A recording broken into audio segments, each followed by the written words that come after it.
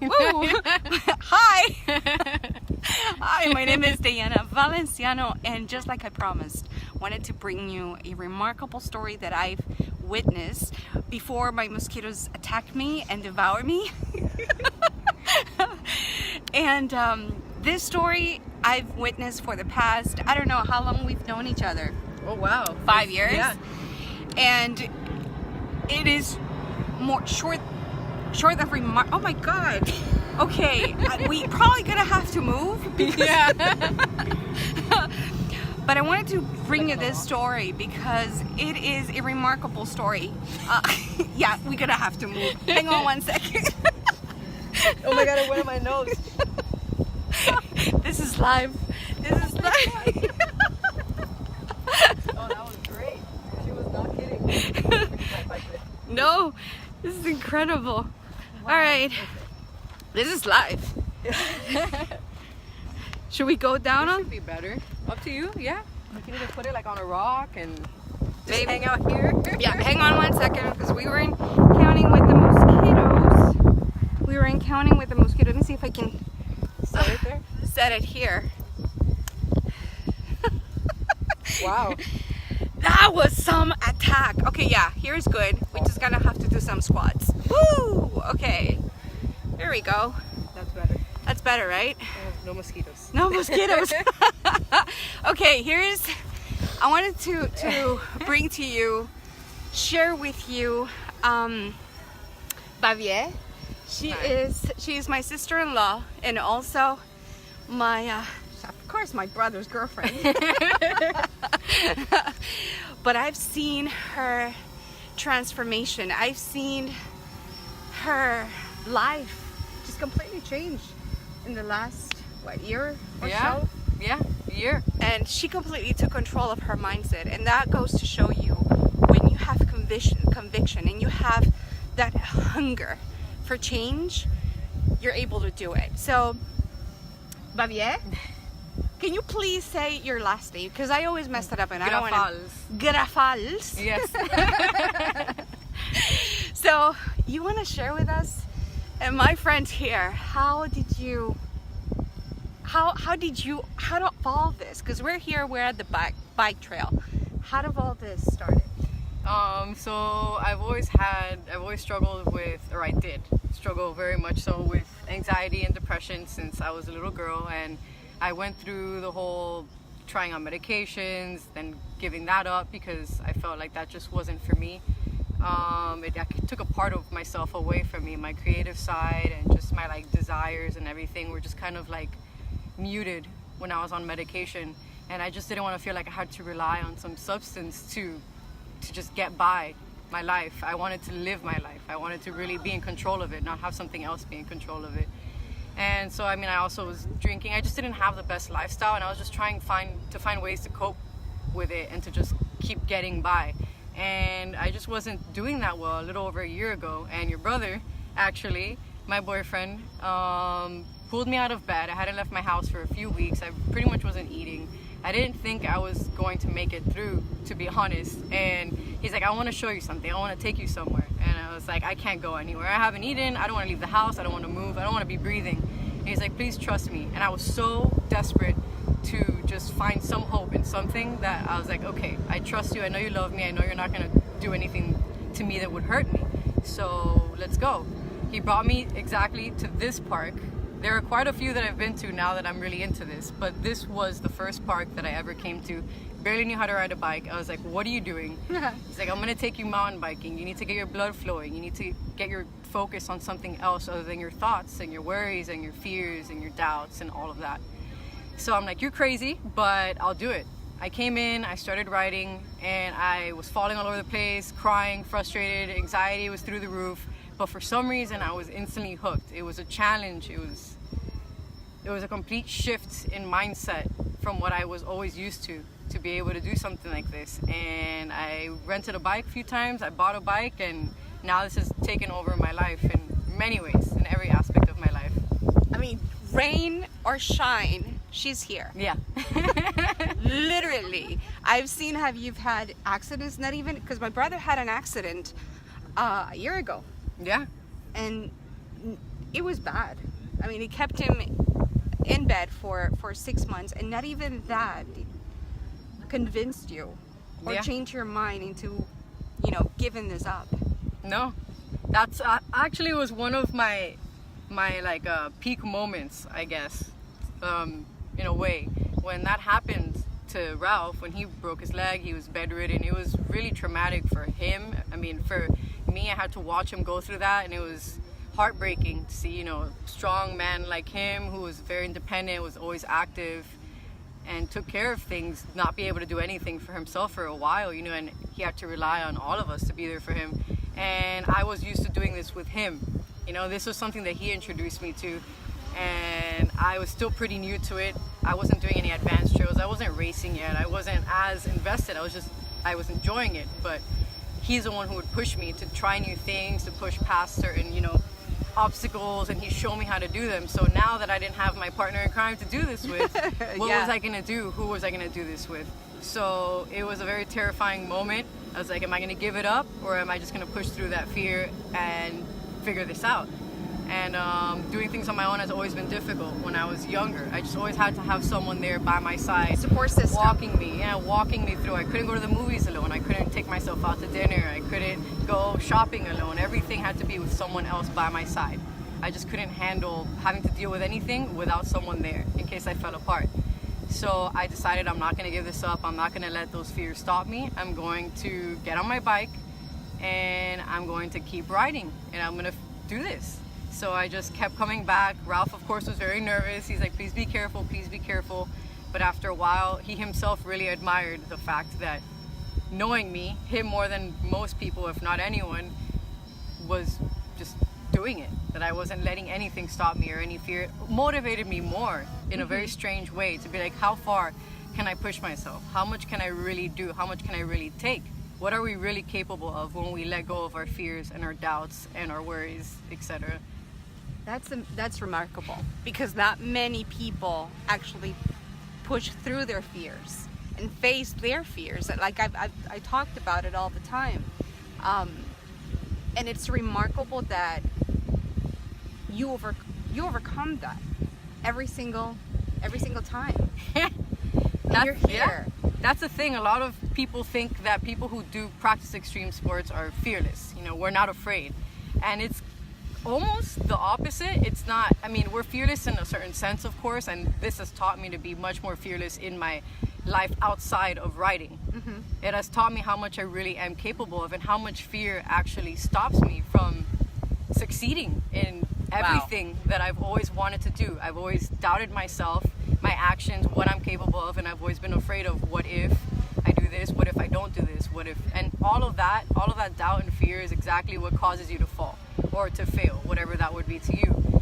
So I go in and I'm always afraid. Some days more than others. Some days I'm driving in and I'm getting that little feeling of a hint of anxiety, and I'm like, man, you start to think of what it is that you're really doing and how much danger you can really be putting yourself in at times.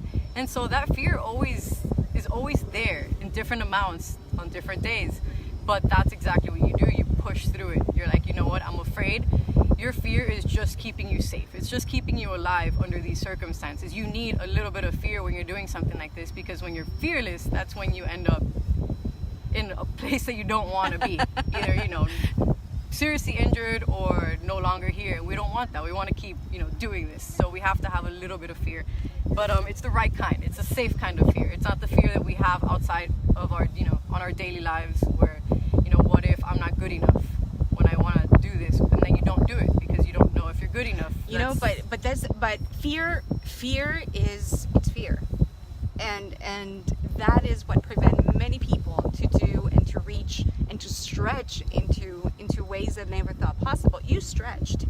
You faced your fears.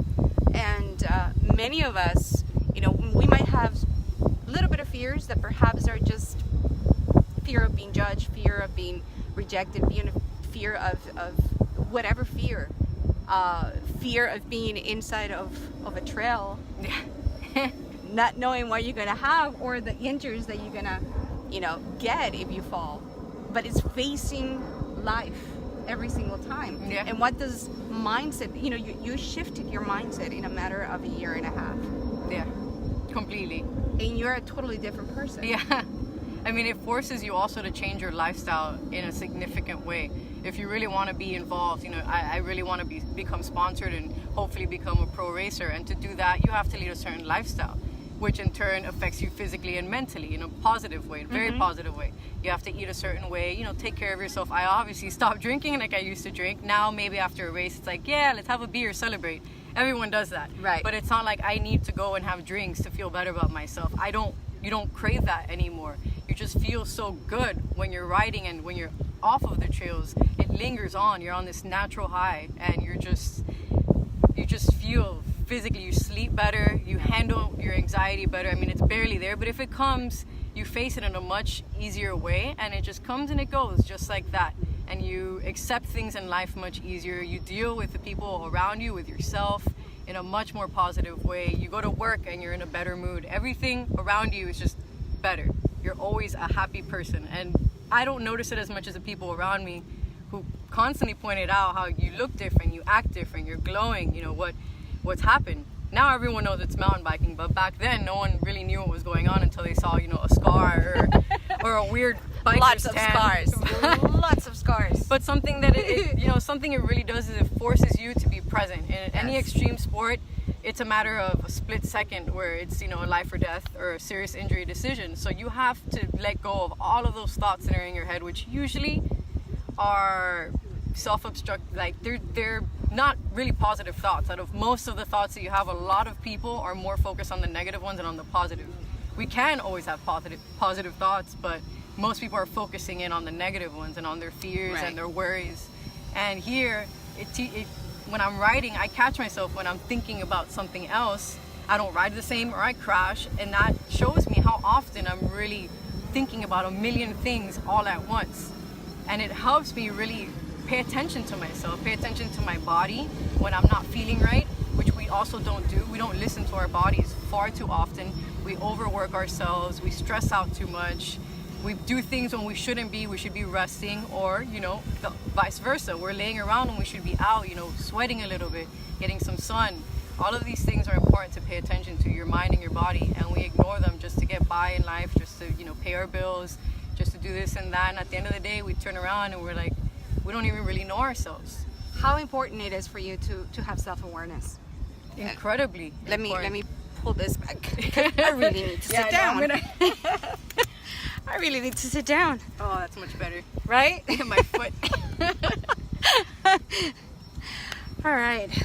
Self-awareness. Okay. Yeah, that's insanely important. I think if we all were self-aware, it would just be such a significantly different world. We would all treat each other and ourselves so differently. We would all be truly happy. Not happy based on what we have, what we know, who we know, but just on who we are, because that's what we should be happy about. And then everything else is just an added bonus, but that's not what should make us happy. Easier said than done. Yeah. But at least knowing it is a very big step, and practicing it and catching yourself when you're relying on other things for your happiness.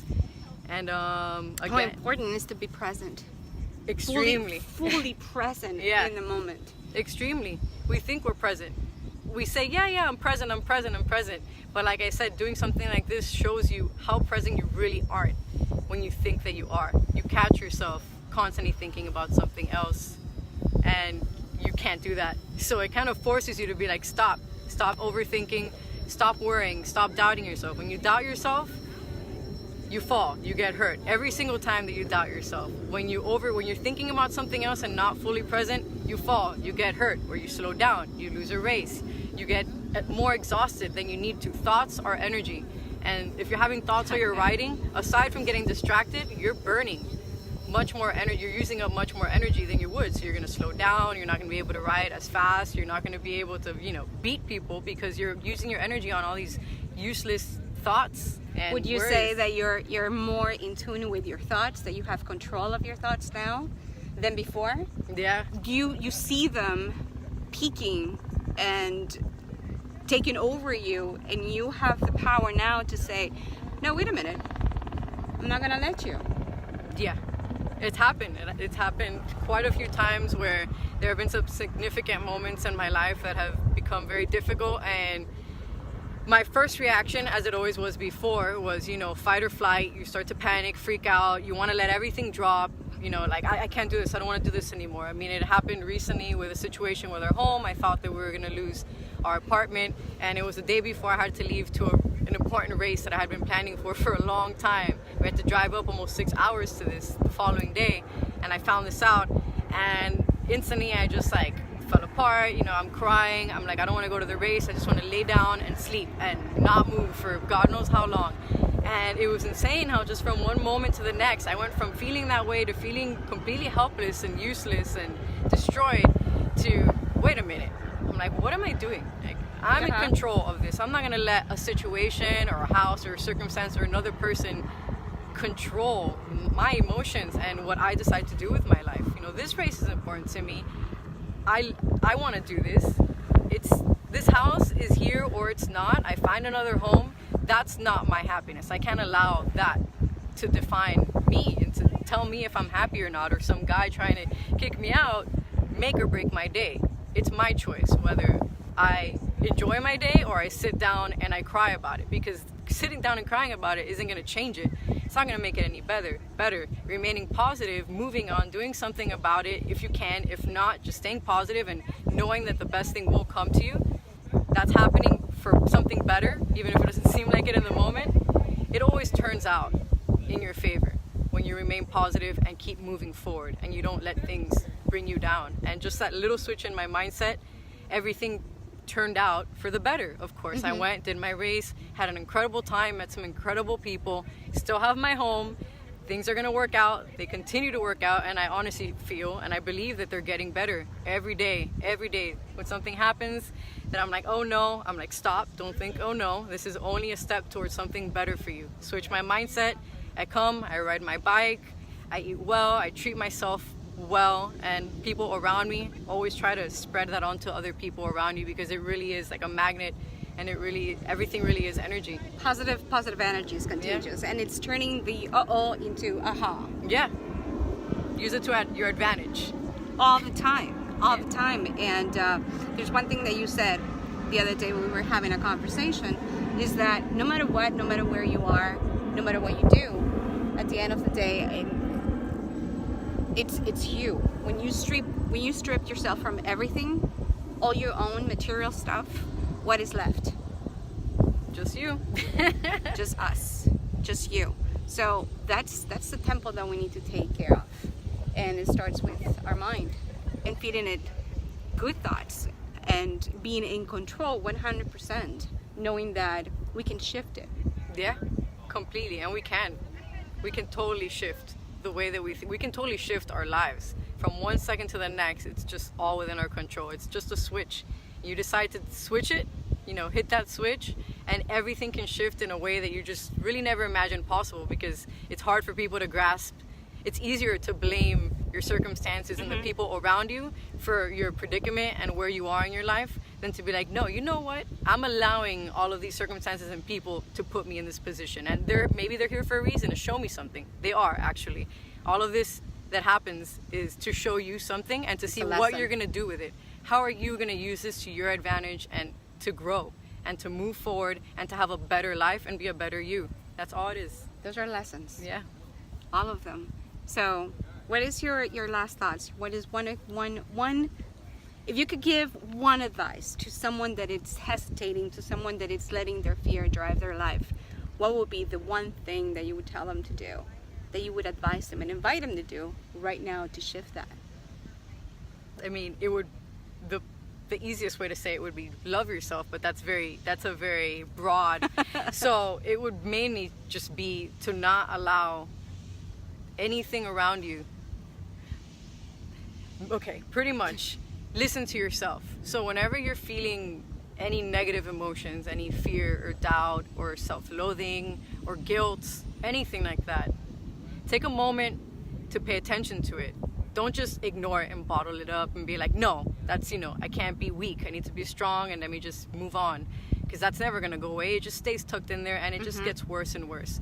Listen to yourself and listen to all those fears and doubts. find where they're coming from. Dig deep, deep, deep. And it's going to hurt. It's going to hurt a lot, but it's going to feel so incredible once you find all of those reasons. Accept them, hug yourself, love them, be like, it's okay, you know, it's okay for me to feel these things, and move on. Move on and be like, how am I going to use those now to love myself, to see how strong I really am, how much I've really persevered through. I mean, use that as your strength, as your tool to be a stronger, truly happy person. Fulfill. Exactly. And once you do that, don't ever allow anyone to tell you that you are not worth what you know you're worth, which is everything, and that you don't deserve everything, and that you can't have everything. Don't ever let someone make you believe that. If they tell you, laugh, whatever, give them a hug. Maybe they need some love. More than likely, they need the love. But you already have it, and you already are it. So use it and keep going forward and be like, thank you for trying to bring me down. Now, you just made me a stronger person, because now I believe in myself more than I did before. Yes. And you're going to feel incredible. I love it. I love it. What is your next goal? I know what is your next goal, but you want to share what is your next goal?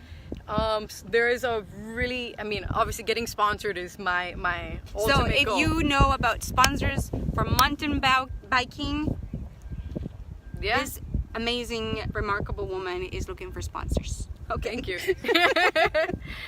Thank you. And so your goal is? Oh, and then there's a race. There's a race coming up in, I'm assuming that's the one you're probably talking about, right? Yes. Yeah, there's a race coming up in Costa Rica. It's considered one of the most challenging athletic events in the world, which is a pretty big deal because there are thousands of them, probably even more. It's in Costa Rica. It's from coast to coast. From Jaco to Limon. It's like 161 miles, if I'm correct. 3 days. Goes through rivers, mountains, valleys, neighborhoods, rainforest, everything. And it is November 1st to 3rd. It's once a year, of course. It's extremely challenging. It requires an insane amount of training, especially here since we don't have mountains. I'd have to put even more time on the saddle and the gym and a lot of training hours. It's like it's a full-time job to be able to make it to that. But it's insanely expensive, especially if you don't live in Costa Rica. It's like double the price. I would want to go a month before at least, even if it's a few weeks. I mean, sometime before, so I can acclimate myself to the weather and the mountains and the altitude, and you know, ride some of those mountains to kind of get used to that, so it's a little safer. Get the right equipment that I would need for a race of that caliber, and be able to just complete the race. That's my dream. It's also my birthday month, so for me it would be like the biggest birthday present. But unfortunately, with all the training that I have to put in to be able to do that, and with, you know, Ralph still recovering from his injury, like fully, he can't be working full time, so I can't work full time to be able to train for that, and he can't either because he's not still 100%, so I wouldn't be able to save the money to make it to that this year. So I started a GoFundMe. I've, you know, been telling people word of mouth that I'm getting ready to do this race. Even if I don't make it, in my mind, I'm just training as if I'm going to be there. And if for some reason it's not meant to be this year, it's not meant to be, and I'll just be a stronger rider, and I'll just do way better in my future races because I trained for that one. But my hopes, my dreams right now, my goal is working towards making it to La Ruta. It's called La Ruta de los Conquistadores. And it's basically, just for those of you who don't know Costa Rica, going from Jaco to Limon, it's literally crossing the country from one coast to the other. So it's basically a horizontal trip crossing the country. Yeah. Which is remarkable. It's amazing. Like, wow, that's a big goal. Yeah. And I have no doubt in my mind that, like you said, if it happens this year, wonderful. If you already have it and visualize it in your mind, probably it will happen. So keep dreaming, and if not, I'm pretty sure that you are going to reach so many goals that it's just gonna blow our mind. Every time. So thank you so much. Oh, thank you guys for watching very much. Thank you for inspiring me to push myself a little. Likewise. A little stronger, a little harder, and not settle for just an average life. Yeah. So thank you. And you're inspiring women and humans across across, I'm pretty sure soon enough across the globe. That's another thing, women. You know, this is a sport that is predominantly ran by men. So when you see a woman out there, you have a man a lot of the times trying to like either tell you how to do something or do you need help? You know, they always want to play that card, oh, you're a woman, you know, you probably don't know what you're doing, you're probably afraid, or you probably aren't that great of a rider, right? And then I'm like, no, I'm okay. And they see me take off and then they're like, at the end, they're like, I couldn't even keep up with you. Like, where did you come from? And I'm like, well, I mean, just because I'm a woman, you know why? That because should have you nothing have to do with. You have the hunger and you have the conviction. That's all it takes. The Woman or hunger man, and the all conviction. it takes. That's all there is. If you have that unbreakable confidence and hunger and conviction, nothing will stop you. Not what people say, not your thoughts, It will just push you more. not your emotions. You're just gonna push yourself because you believe in it. Yep. And that's a different thing than somebody pushing you because you have to do it. No, you have that belief within yourself and you push yourself because you are hungry for that change. You are hungry. It doesn't matter if you win or lose. It's a win. Yeah, exactly. It's a win. And The that's fact that I'm what doing life this yes. is my win. Yes. So, wow. Incredible, remarkable. Hi Norma, how are you? Thank you so again. much for this. It's you're probably gonna stay here. Yeah. Yeah. I have a race here on Sunday, so I need to train a little bit. Yeah. So good luck on Sunday. Thank you. Thank you so much, you all. Thank you, guys. Yeah. Thank you for bearing with us at the end. I mean, at the beginning, we were being Mosquitoes. devoured by the mosquitoes here. And I gotta go and find my mom. She's somewhere. Oh, yeah. Love you all. Thank you so much. Thank Bavie you, guys. Grafals. If you want to support her for La Ruta in Costa Rica, you have your GoFundMe page on your timeline. I also have it on my Instagram. Okay. I will share your Instagram and your Facebook. Awesome. And my face, I tagged you so people know. Awesome. And if you want to follow her story, you can also follow her because it is remarkable. Thank you so much. Thank you, guys. Have an amazing day. We're coming to you live here from Virginia Key. Yeah. Biking Club, right? Yeah, the bike trail. Yeah. So, have an amazing day. Happy Thursday. Take care. Bye.